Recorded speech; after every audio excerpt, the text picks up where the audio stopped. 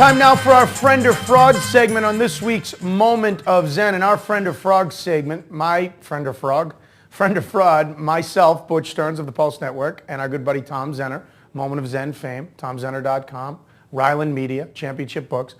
We look at one celebrity sports figure, and we decide, in our opinion, and ask you whether they are a friend or a fraud. Can't get more recognizable, more famous celebrity sports figure than Peyton Manning.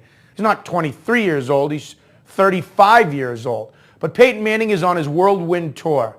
Several articles say that Peyton has narrowed his choice down to 4 teams, with the 2 favorites being the Tennessee Titans and the Denver Broncos, in whatever order you think, and the 2 long shots being the Arizona Cardinals and the Miami Dolphins. Tom is back with us now. Tom, I think this is interesting to put Peyton in our Friend or Fraud segment. I think Peyton is up there with any athlete ever for being one of the most respected athletes in the history of sports. Whether you like him or not, you have to respect him. He's been doing it for over a decade. He's a certain Hall of Famer. And now he's probably the most famous free agent, coveted free agent in the history of sports. But is he a friend or a fraud, and why?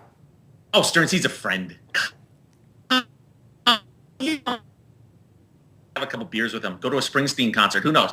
He's a good friend, a very good friend, and we're learning a lot about him. Number one, I think he's realizing that this free agency thing isn't as easy as he thought it was. Having a decision by Tuesday didn't exactly happen. He's being recruited just like he was in college all over again, and I think he's enjoying the process. But Stearns, just like you and just like me, alas, it'll all come down to one simple fact. He will choose the team and live in the city where his wife wants to live, which is why he's going to Tennessee. Write it down. Ultimately, this decision is going to be made by his wife. It's a no-brainer, and that's where he's going to end up.